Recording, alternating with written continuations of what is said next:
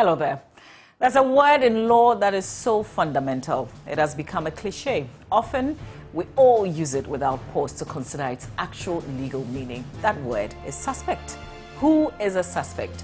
What are the rights suspects are entitled to? Are they even entitled to any rights? Talking about rights, have you noticed how common it is for such suspects to be paraded, often by the police in front of cameras? Well, I wonder, if suspects do have rights, does this practice violate their rights when police, after an arrest, parade them in front of the cameras for the whole world to see? I must admit, though, these are questions we rarely pause to consider, especially as journalists, because we represent those cameras in front of which these suspects are paraded. Have we become accomplices in a possible violation of a suspect's rights? Lots of questions to interrogate. Well, welcome to the law. This afternoon, we have assembled some of the finest legal brains on the subject with answers to these questions. My guests, first in studio is Justice Pravra Tariwaja. He's a lawyer and partner at Kaponde and Associates. Good afternoon, sir. Thank you for joining. Good afternoon. Also joining the conversation is Mamiefua Adajikum. She's a lecturer, Faculty of Law, KNUST. She'll be joining the conversation. My name is Mama Vioswabwaje, sitting in for Samson Ladi Ayenini. I welcome you to this conversation. But first, I want to draw your attention to these provisions in the 1992 Constitution. Article 15.2, which says, no person shall, whether or not he is arrested, restricted or detained, be subjected to torture or other cruel, inhuman or degrading treatment or punishment. The B talks about any other condition that detracts or is likely to detract from his dignity and worth as a human being.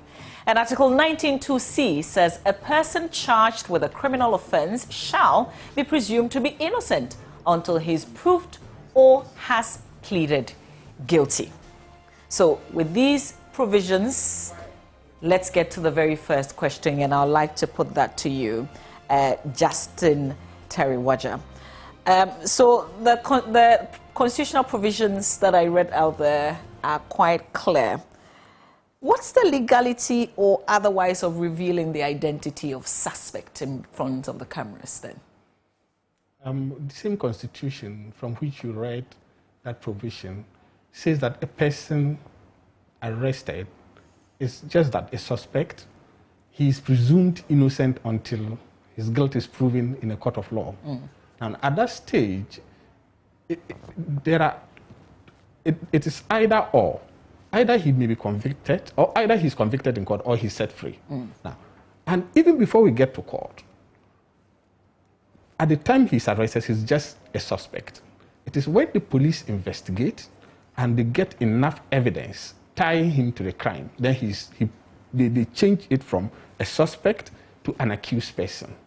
Now, so at the time he's even arrested, it could even be that he was at the wrong place at the wrong time. So at that time, he's just a suspect. If investigations exonerate him, if investigations show that he's far away from the crime, he's set free. Now, parading him before the cameras at that time creates in the public mind a certain impression about him, even before investigations are concluded. Now, at the conclusion of investigations, he may very well be exonerated. And that impression you have created against him, it can linger on and work against him in the long run. And so at that stage where he's just a suspect, it's just that the police merely suspects him. And at that stage, it is good practice or best practice to keep things at that level, not to escalate it to the point of defaming him when the matter is still hanging out there. You and I can be suspects at any time. I can even walk out of the studio and I'll be suspected for one reason or the other. True. So then, at that stage, the police should try and act professionally at that stage by not branding him, by not putting a certain brand on him, even as at that stage. That is the issue here. Interesting. Let me just welcome into the conversation Mamiefua Adajikum, who's joining via Zoom. A very good afternoon to you. Thank you so much for joining this conversation.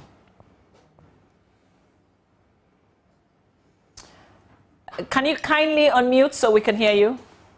Yes, thank you. Thank you too. Okay, great. Good to see you. So I just asked the very first question of the legality or otherwise of police revealing the identity of suspects through media parade. I don't know if you want to have a bite at that, because I want to ask Mr. Teriwaja, he's been in the police before, why haven't we seen them reform if this really is not right? But let me get your initial thoughts on this. In my opinion, I think that it's not. It doesn't border on legality per se, but a matter of procedure, police procedure, in a way that would give life or breathe life into constitutional provisions and constitutional rights. So I presume maybe Article 19 was already read. So while the law is there, what are the steps that to be taken administratively to ensure that that law is given life, that law actually fulfills its purpose? And so one of the ways in which the law will ensure that the presumption of innocence is preserved and that a person's suspect status remains as such without affecting them in the future is what the police have done, and that is laudable. Great. All right. So, sir, you were in the police. In fact, you were deputy superintendent of police before you exited. Why do we continue to see police abuse the rights of suspects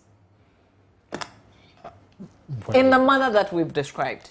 Well, how do I answer this? To be frank, I mean, to begin with, even the Juvenile Justice Act makes it clear that in the case of juveniles, it's a no-go zone.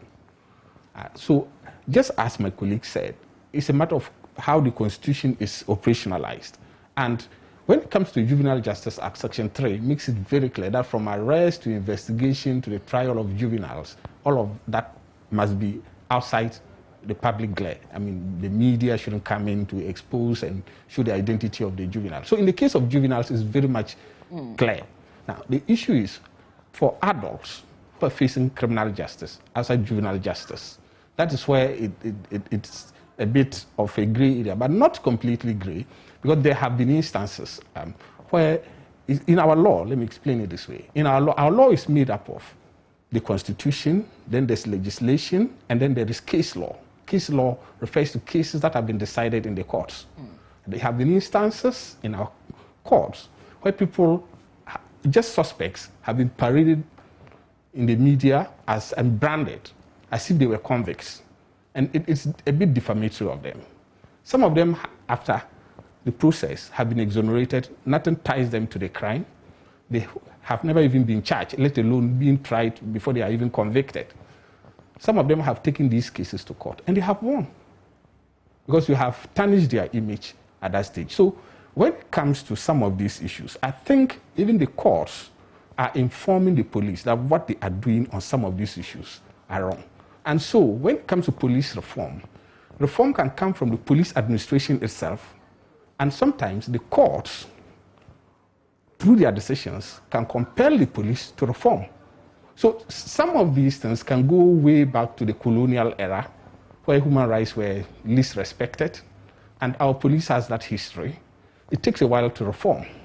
And so the latest we are seeing now is under Dampare, where we are told that the police is embarking on reforms to ensure that that practice is stopped. But even before then, the courts had sound some warning to the police that behavior of that nature can lead to civil litigation for which the state may have to compensate those who are negatively affected. So in terms of police reform, that's all I can say now.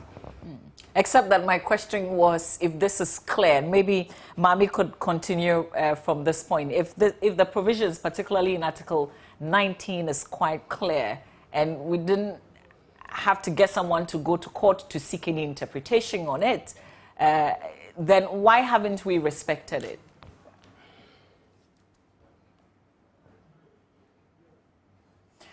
Mami, kindly unmute for us again. Sorry. Yeah, so I think in my earlier statement, I commented on the fact that the constitutional provision is there and it takes a number of measures or a number of steps to give life to the constitutional provision. And so this, from the part of the police, this is part of the ways in which the presumption of innocence for a person until the person is convicted or pleads guilty would continue to have that cloud of innocence over them. So I think the provision is clear. What we need to clarify is the steps that are taken through the criminal process from arrest till there's a conviction or till the person pleads guilty. What actions, we'll have to question every action against the background of, is this person's presumption of innocence going to be preserved when we arrest him, when we display his, the manner in the way in which we arrest, and when we display their names or their faces in the media, when we are making comments about the issue or the person in the media. So it is clear, the provision is clear, which is to answer your question. And what remains to be cleared as we move along is the steps that we take towards preserving that presumption of innocence. In my introduction, I did indicate that often we take the cameras for the police to showcase the suspects. Are we accomplices, as in the media?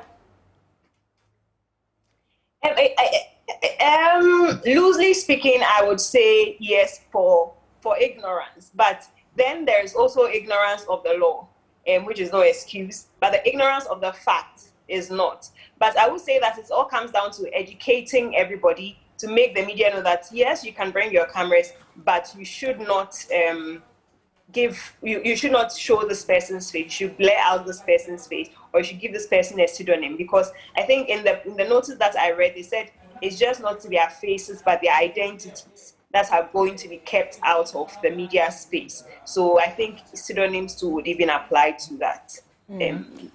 Yeah. Okay, so is it just faces, or we're also talking about their names, because often they're quite detailed?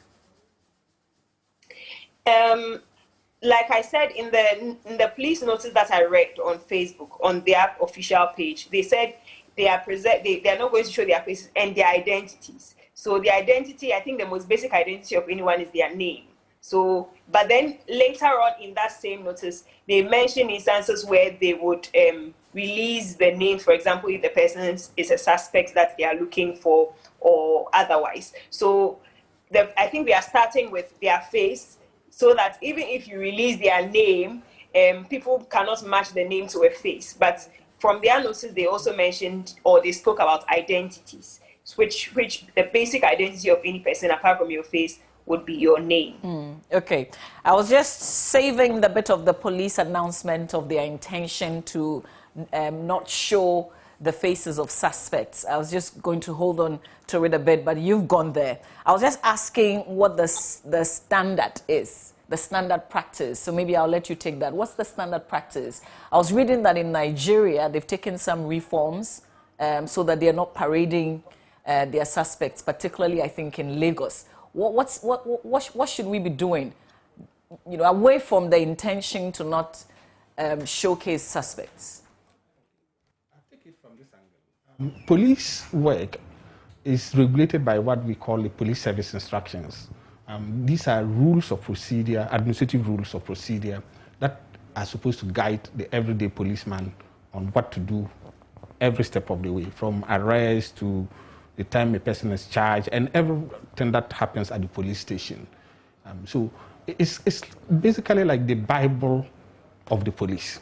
What the police, for want of better expression, if I may put it that way. Sure. Yeah, so it is So it's basic. Every police officer should know. So should know it. It's a whole book. It contains rules for police to obey. And when you see SI 7, it's numbered. There's SI this, SI that. So it's numbered. So SI 7 outlines the rules for media engagement by the police. And it's not as if every policeman is allowed to engage the media and showcase anything that he's doing. There are procedures for doing that. Is this on altercation to be avoided? Members of the force, I guess then when it was drafted, shall Is it steadfastly avoid any arguments with the public on matters of duty, but any information or suggestions offered to them shall be courteously received? Is that the portion? Well, that is the old SI. Okay. Now, I mean, I think somewhere, a few years ago, I have to get the exact year in which the SI was reviewed. There's a new SI that the police are using. Okay. And it doesn't talk about police force. This one is the old Yes. one. And the old one is very much revised. When it comes to SI7, it's very much revised on what the police are supposed to do. They're supposed to engage the media through the Public Affairs Directorate of the Police Service. And there are guidelines as to how this is done. So it's not like a free range for police to engage the media and put out any information that they want. And when you even look at the Police Service Act, the police, they are governed by law and the rule of law. Now, there's the Police Service Act, and by the Police Service Act, when a policeman divulges information unauthorized, I mean, he's not authorized to divulge that information, and he does that to the public, it's a form of professional misconduct. So there's a chain of command, and there are ways by which they are supposed to engage the media. So if they engage the media outside that, number one, even the policemen involved can be charged to face administrative disciplinary action, which could lead to reduction in rank, in worst case scenarios, dismissal, so many offenses, I mean, so many punishments that they can choose from to meet out to cite policemen who engage in misconduct. So it's misconduct for a policeman to even release information. And there is so many rules. We have the Police Service Act, we have CI 76 and Regulation 82, 83 thereabout. It talks about major forms of misconduct and minor forms of misconduct. And it's major misconduct for a policeman to divulge information from within the service to the public without authorization. So is this to say that we don't need new laws, that there are enough guidelines out there for the police to follow? Precisely the point I'm driving at. That there are so many rules that give enough clarity for the police to follow in the way they engage the media, the way they reveal the identity of suspects and brand them negatively to the media. Now, if the police are even to enforce their own laws, as I've explained, there is enough deterrence to prevent such misbehavior. So as long as the misbehavior goes on, it shows that the police themselves are not enforcing their own rules, because there are enough rules to keep such misbehavior, if I put it aside, or in police parlance, we call it professional misconduct. So, Mami, are we saying, do we all agree that this is an abuse of a suspect's rights, first of all? Yes, it is. If they show their face, yes. Okay. It is. Is it important for us to look at why the police would want to do that? Is it necessary? I would say yes. Why? Maybe there will be a few instances where they would want to, and they are pushed to, circumstances have forced them to show their faces. Okay. Because I'm thinking that, when police is working, especially when there are lots of complaints, people are talking about robbery incidents, and they raid an area and they get suspects. They want to show that they are working. And what other way of showing than to call the media people and say, these are 50 people that we got from the recent raid that we carried out following reports of robbery incidents in, say, Accra, for instance.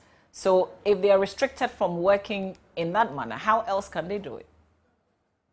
I think that even by showing on TV, they could show without showing their face or showing their front. So it could be somebody is arrested, they've showed the person being handcuffed behind. So that's a way of showing it. So there are ways that the media can still capture an arrest or can still capture a suspect being led into police custody without showing the person's face. It just has to come from a particular angle. So it's doable. It's not beyond them, or in collaboration with the media, to still give the people to still gain their trust and still show the people that they are doing their job as if they want to show that. There's been a lot of campaign. Lots of people have talked about this, but no action has been taken, except that very recently the IGP came out to say that they have the intention of stopping this, showcasing of suspects when they have not been convicted. Should we be excited about the announcement? And why should we? Yes, we should. Yes, we should. It speaks well of us as a country to know that we are moving forward and we are not stagnant or retrogressing. And it also shows that we are moving a notch up in having, especially the rights of suspected persons or criminal suspects. We are observing their rights. We are preserving their rights, because in the queue of humans and the restrictions, I think they are a few of the people whose rights are not respected at all. And so it is very laudable, commendable what the police intends to do. And I really hope that before the year ends or in 2022, we'll see a manifestation of this intention for everyone. Mr. Teriwaja, you have been there before. What do you make of the announcement? It's a step in the right direction. I'm no longer a policeman, and imagine I'm arrested and I'm made to go through that. When I put myself in the shoes of a suspect, then it becomes clear that I would not like to be treated that way.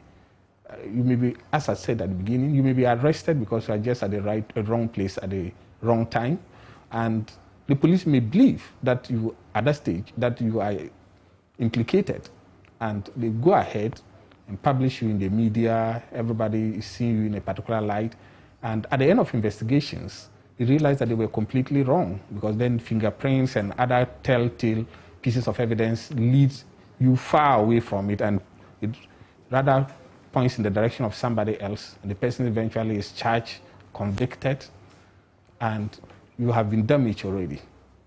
So then it is precisely for such reasons that until the person is convicted, and before you are convicted, there's proof beyond reasonable doubt that you actually committed that crime, the person's image should not be tarnished in the view of the media, the public view, that he's a criminal. And at the time the person is even set free, because he may not even be charged. He may even be charged, he goes to court, and then he's acquitted and discharged. Now, the public that had that impression about the person, they may not follow it all the way to know that he is exonerated. So the image of the person is permanently soiled.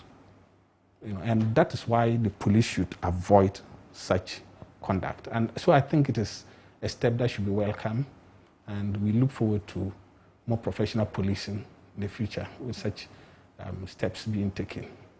Well, if you've just joined us, this is The Law, and today we're talking about the issue of criminal suspects being paraded in front of the cameras. Recently, the Inspector General of Police has come out to say that they have the intention to stop that attitude of parading suspects in front of the cameras. My guest discussing this very important issue on The Law, Justin Teriwaja. He's a lawyer, a former police officer, partner at Kaponde and Associates. Also on the conversation, joining via Zoom, is Mamiefwa Adajikum. She's a lecturer at the Faculty of Law at the KNUST. If you've got questions, we'll hear them a bit later on here on the show. But I want to ask the question, what can I do if I am arrested and paraded in the manner that we've been describing, that, both my guests agree that this is an abuse of a person's right, a suspect's rights? Let's talk about the ideal situation, and let's talk about the options available to you. What can you do if this is your issue? I'll start with you. To begin with, when that is done, the policemen who are engaged in such conduct, I believe, may be acting contrary to SI 7. And it's very elaborate. SI 7 is broken down into 46 rules, Rule 1, Rule 2, and all of that to 46. It's very elaborate on how the police ought to engage the media. So when a policeman engages in conduct that is contrary to the rules that bind him, it's a form of misconduct. And as I said, there are various categories of misconduct outlined in the Police Service Act, Section 17 of the Police Service Act, and then you go to CI 76, that is the Police Service Regulations, that Regulation 82 and 83. It outlines all these, and it shows that when a policeman divulges information to the media contrary to what is expected of him, unauthorized information to the media, then he engages in misconduct for which he can be charged and tried administratively and punished, as I said last time. For that matter, if you are the subject of such misbehavior, you have a right to make a complaint at the Police Intelligence and Professional Standards Bureau, where the policeman can be taken on. And of course, if you go to make the complaint and you know the right buttons to press, that you know he did this, that, and it's contrary to the law, it's even better if you have a lawyer who would outline your case very well and present it. That policeman will be in trouble. As I said, he will be asked to face service inquiry. I mean, service inquiry is administrative disciplinary trial. In police parlance, they call it service inquiry. So they inquire into it to find out to what extent the policeman has jettisoned the rules of the game and done his own thing. And most policemen don't like it. It's punitive, it's negative. He can lose his rank for that matter. In worst case scenario, he can even be dismissed. So that's one option. Okay. Another option is to hit the courts. As I said, there have been cases in the courts where people who have been paraded like that and their image has been tarnished, and at the end of the investigations, they are exonerated. So they don't even have to be charged, because at the police station, there are various steps that they take you through. The initial one is that you make a caution statement. And when you make the caution statement, they take it and they investigate further. So in your caution statement, you may say, look, I knew nothing about this. At the material time, I was in the Joy FM studios involved in this program. You can cross-check. It was even telecast live. So at the time this happened, I couldn't possibly have been, we call it an alibi. I couldn't possibly have been there. At that stage, you are still a suspect. The police pick this up. They do their further investigations. If the investigations tie you to the crime, then they now move from the level of a caution statement and they charge you and they ask you to write a statement. We call it a charge statement.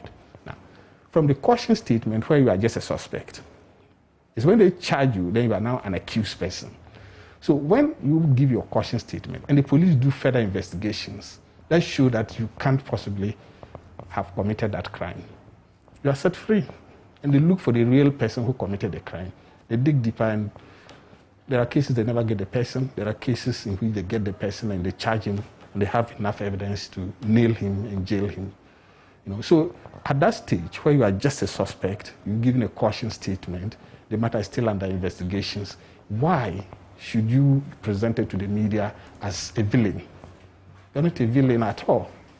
And so when they create that impression in the public mind against you, in the end, they themselves have realized that no, you are just a victim of their own, should I say, recklessness or unprofessional conduct, and you are exonerated. You have a course of action against the police for that. You can sue them for compensation, and there have been cases like that where the courts have ordered government to pay compensation to the person affected.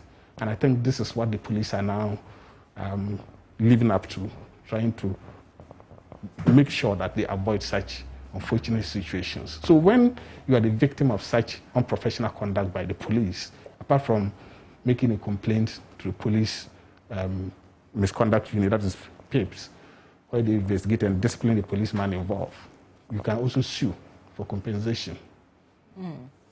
What's the, Mami, what would be the advice?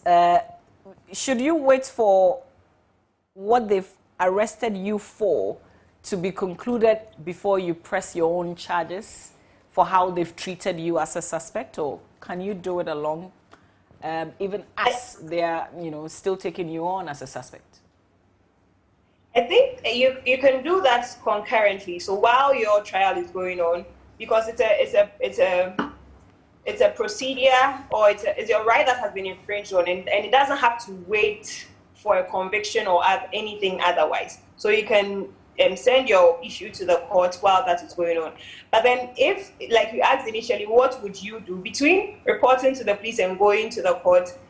Personally, I would go to the court. The reason why I would go to the court and not to the police is that going to the court will attract the same attention, media attention, that being the platform on my right was abused, on which my right was abused, that the kind of attention is attracted, I'll get the same attention if I go to the courtroom. And it's sort of going, so you are using the court of public opinion to also clear your name, because it's a name that you have, and if you come out, if your name is not cleared or your name has been defamed, then you would want everybody to also know that this is the wrong done me. So I would prefer the court option than the police option. But both are viable anyways, depending on the fact of or the circumstances that led to the rights being abused. I'm also thinking that maybe courts would be a better option because, and I don't know how it works. Maybe you can help out, because people do report incident to the police and they investigate. But is that right for them to investigate a matter that involves one of their own? Yes. Okay. Well, that's what the law provides. We have police service instructions and the Police Service Act. That's why I said CI 76, Police Service Instructions CI 76, and then we have the Police Service Act, Act 350. That is the structure provided by Parliament for dealing with professional misconduct by police. And I must say, I'm an ex-policeman. I left the service in 2008, and I have on many occasions defended policemen in service inquiry proceedings. And though there is that distrust by members of the public that it doesn't work, it does work, but I would also add that it's not as good as one would have wished. In some countries, it is an independent unit, divorced from the police. But in our situation, it is under the umbrella of the IGP, and personnel shuffle between that unit and the regular, the general pool. So you have people who were once in that unit now in the general pool, and there's that problem with some of the officers being too familiar with the people that they are sitting in judgment over. And so that's the problem with our system. But with all these problems, there are a number of instances where misconduct cases are taken to conclusion and the officers involved are punished for that. So it has its own problems, but it still works. And it's still a fair procedure. It's still a fair option. Yes, it's still a fair option right, to use in addition to others. All right. So, Mami, we've talked about what you can do with the police. How about the media? So your whole picture is either on television or in the newspapers with all your details there when you are simply a suspect because the police invited the media to take your photos and details. What can you do to the media? I need a little clarification. Is this question coming before the directive is implemented or after? Because that will inform what you can do concerning the media. Okay, so why don't you tackle it before and after? Okay, so now everybody is quote unquote abusing the right without knowing. So it would be going to court to ask that to enforce your right, and in stating the grounds in which you are coming, part of it is that you would implicate the media as well. And so now it would take the High Court, which is the first place you'd go to enforce your right, to look at the situation. But if in looking at the situation they need some interpretation, then they will send it to the Supreme Court. Now, if you are coming after this directive is enforced, then everybody's in the knowing. So you would bring the case against the police for allowing, or you implicate the police for allowing and the media for also carrying on to do what they are doing. These and all of these is because these are steps that are taken to ensure that your presumption of innocence was not preserved. Do you want to add anything to that? Not much. Not much. Isn't that because, you know, we've talked about the Constitution is not just for the police in this instance, it's for all of us. So if police can look at the provisions spelled out in the 1992 Constitution with regards to Article 15 and 19, then why shouldn't the media also do the same? Who is going to help me answer this? Well, I want clarity. So that you know, it's a, you have a moral duty, you have an ethical duty to do the right thing. And so if we all agree that putting a suspect's image out there on your television screen will be irresponsible, you're exposing the person, you know, you are defaming his character when he has not been convicted. Shouldn't we also as media have a responsibility, you know, something to live up to? Essentially, that's what I'm asking. Oh, even yes, without yes, any directive from anyone. Okay, I get it. Now, with the media, you may be able to advise me better on that, because we have the Media Commission and we have professional journalism has its own rules, just like we lawyers. We have the General Legal Counsel, and there's a disciplinary committee of the General Legal Counsel that disciplines lawyers for misbehavior. Sure. And we have, as I said, in there's the National police, Media Commission. Yes. You're talking about the Ghana Journalists Association. Exactly. Sure. So then there will be ways by which journalists can be held to account. And so if a journalist does things that are contrary to their ethics and standards of professionalism by the journalists, then I think there are ways by which the journalists too can be held to account, just like in the case of the police officer, just like in the case of any professional. As I explained, in the case of lawyers, there are ways by which you can hold them to account. So in the case of the media and media personnel, I would think of how do we get back at them for doing the wrong thing. And that is how I'll be looking at it. I'm not a specialist on media law, but I think there are ways. It's a profession, and once it's a profession like the police, like law, like medicine, there are rules, there are do's and don'ts. Absolutely. And so when you go contrary to them, then they take you through the disciplinary procedure for that. And that's how I'm even coming from the point of view that this is a human rights abuse, and if there's a provision clearly out there in the Constitution, which is for all of us to respect, then isn't that a fundamental law that we should be looking up to if it's not clearly spelled out in any of you know, the guidelines that we follow as media organizations? That's just the point where I'm coming from. But let me see if Mami has something to say on the back of this. Hello, Mami Efua. Okay, we may have lost her briefly. This is the law. When we return, you can join us with your questions. If you've got comments, get ready to join us. Stay with us.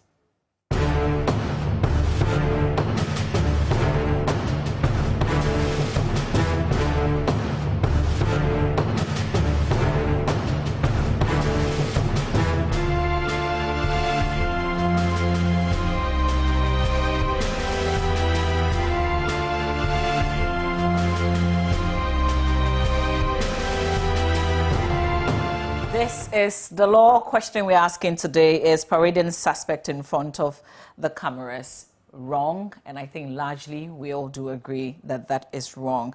There's an experience that's been shared on Samson Ladiayen in his wall that I want to read out. That's one Kwabena who said, I was arrested in the General Soup some years back while on my way home. We were held for 2 days without any statement. We're also paraded in front of cameras as criminals and prostitutes. The experience has been very traumatic for me. Is it too late to sue the Ghana Police Service? He's asking. Would you like to help, sir? Can he do anything about this? I should think so. How long ago? 2 years ago. Okay. I think he's still within the time. Well, he didn't specify the number of years. Okay. But he said some years back while on his way home. Okay. Okay. All right.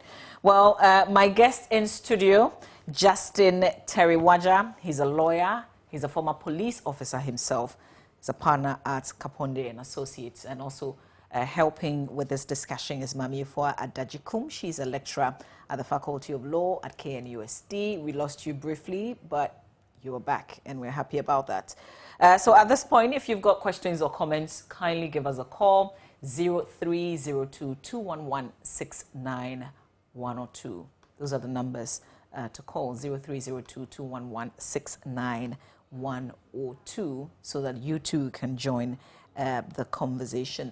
Just before we lost you there, Mami, I was talking about the media, and I was saying that even without clear guidelines, either provided by the National Media Commission or the Ghana Journalists Association, shouldn't we also be looking at the general provisions in the Constitution and be guided by those provisions? Yes, I think that the media should. And I think that even for, we shouldn't have even waited for the police to give out this directive before getting here. But I would say that as Ghanaians, we still don't have the culture of, we don't have the court, litigation culture of sending every little thing in quotes to court. Because if we did, or if we did, this issue would have gone to the courts a long time ago, and then the directive will be coming from the courts to the police and not the police out of their own volition even doing it. So I think that it goes back to us, the citizenry, to be very active and then, try and test the law. Be aware of the law first of all to be able to test it, because if you don't know that, a lot of people do not know that if this is against my human rights, how can you even test it? So befriend lawyers, get to know the law, and feel free to test it. And I think it would help all of us push forward and help to uphold our fundamental human rights. Great. Let's speak to Daniel. Daniel is joining from Teshi. Hello, Daniel. Thanks for your call. Let's hear you. Thank you very much for the opportunity. Please, I want to inquire with reference to Article 15, Clause 2 and Article 19, Clause 2 of the 1992 Constitution. I think there are instances where the police can apprehend somebody whom has been caught in committing a criminal offense. But I want to find out, is it under all circumstances that the police has to confiscate the accused person? Because with respect to Article 15, Clause 2, talking that the accused persons shall not be subjected to torture and inhuman treatment. Because there are instances where the Ghana Police Service, upon hearing or a suspicion that an accused person or somebody has committed an offense, meanwhile, the offense was not committed in the presence of the police officer. What is there any constitutional provision or any the right procedure to be followed? That's what I want to know. Thank you. Was that clear, please? Daniel, are you still with us? Okay, Daniel is gone. Okay, I thought I got the first part of your question clear, and then you came with the second part, so it was a bit confusing. But generally, if the offense was not committed in the presence of the police, you still of course you can be arrested because somebody has probably made a report. But is it the manner in which you are arrested that you are asking for clarity? I'm not sure. Maybe, Mami, did you get his question? The manner in which he's arrested, that maybe he's mistreated, because he cited Article 15, which talks about the fact that when you are being arrested or detained, you should be treated in a humane way and not cruel or inhuman treatment. So I think his question was about the manner of arrest and whether the police can mistreat you or mishandle you. And the answer is no, because it's clearly stated in the Constitution, as he himself cited. And so it all comes back to, and all of these are provided for under the Bill of Rights under Chapter 5. So once it falls under your fundamental human rights and you have any issues with it, the High Court doors are open. You should go there, you should find a lawyer, go there and then make your claim. And Daniel, also to add, even if you committed the offense in front of a police officer, they have no right to abuse you. They can't mistreat you. They can't beat you. Oman is in Chiraponi. Hello, Oman. Oh, yeah. Yes, sir. Good afternoon. Let's hear you. Our laws are too lengthy, because whenever somebody is armed robbing and then they have been, then the armed robber will then go and look for a lawyer. I think our law, the person has done the wrong thing. So why not just put him straight? So the law, I want to know, why is it? Okay, Oman, thank you very much. Inusa, let's speak to Inusa. Inusa is in Bichim. Hello, Inusa. Hello, good afternoon, Mama V. Good afternoon, Inusa. Thanks for joining. Let's hear you. Okay, mine is not actually a question, but a contribution. Great. I want to contribute a little on the media part. I think the media is complicit in this particular issue, especially when the issue involves politicians. Sometimes the way the story is carried out, even before the person is taken to court, the person is tried on social media and convicted before he is even taken to court. And when it happens that the person goes to court and is able to defend he or herself and is acquitted and discharged, you know, usually what follows is that some big man somewhere followed up or money exchanged hands somewhere to get the person out. When in actual sense, justice may be the one that is served. So I think that it's something that we have to collectively look at, especially the way the media carries out stories of this nature when it comes up. All right. Thank you, Inusa. Very great point that you make there. Jacob is in Wale Wale. Hello, Jacob. Hello, madam. Yes, sir. Thanks for joining us. Let's hear you. Yeah, madam, please, my question is that... Yes, madam. Jacob, kindly turn down the volume on that television set. So you're getting that feedback, and so there's a delay, so that we just speak through the phone, okay? Hello, yes, Jacob. madam, I'm ready. Okay, go ahead, please. My question is that, like, within my region, sometimes maybe they will just bring a suspect to the police station and maybe they will just send him direct to the cells without maybe making more inquiries to know whether he's really maybe somebody who is a criminal or something. So me, I want to say that like when they take images or camera and take picture of somebody, they should do proper investigation. And to end, I want to say that the big people sometimes are spoiling everything. They will just bring somebody and he's really a criminal. And at the end, because he knows somebody in government or his father is a chief or a big man, they will release that person. Okay, you don't know that for a fact. You're also assuming, aren't you?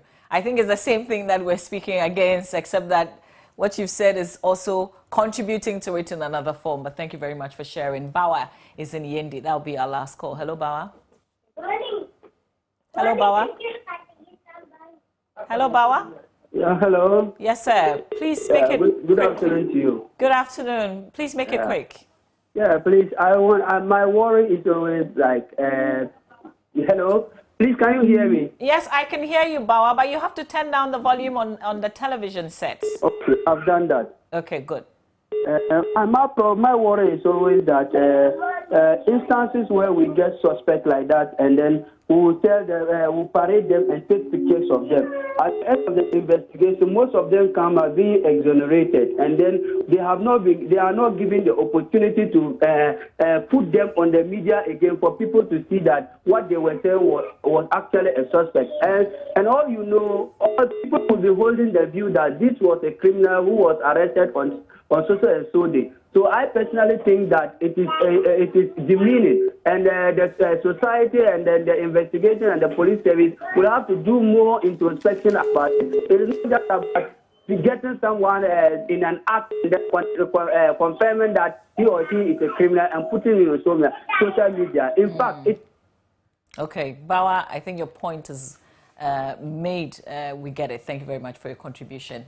Perhaps we have time to take maybe 2 more calls, but I'll give you the opportunity to react. You particularly wanted to react to Oman saying that we have too many laws. He thinks that once we get you, you are arrested for committing a certain crime, we should just put you in there. Yeah, that is the mindset, unfortunately, that leads to instant justice that is meted out to people on the streets, and the lynchings that we hear about a number of times.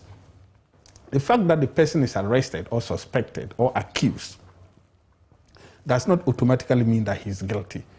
Someone can even, excuse me. Sorry. Someone can accuse a person maliciously. So that even in the law, there are instances in which a person who is accused wrongly, after he's gone through the process and he's been exonerated, can take the matter to court for malicious prosecution. It's a tort for malicious prosecution, and then he will be compensated. So the very fact that, I mean, the mere fact that the person is going through the process, it's a process, actually. From arrest to the trial, it's just a procedure. And the procedure can end in your exoneration or the establishment of your guilt. Now, what he seems to be saying is that the moment you are accused, you are guilty. But that is contrary to the law. The law is that even if you are accused, you are presumed innocent, let alone being arrested. So from arrest, you may never be accused of a crime and charged before the court, where you become an accused person. So from the suspect, you become an accused person.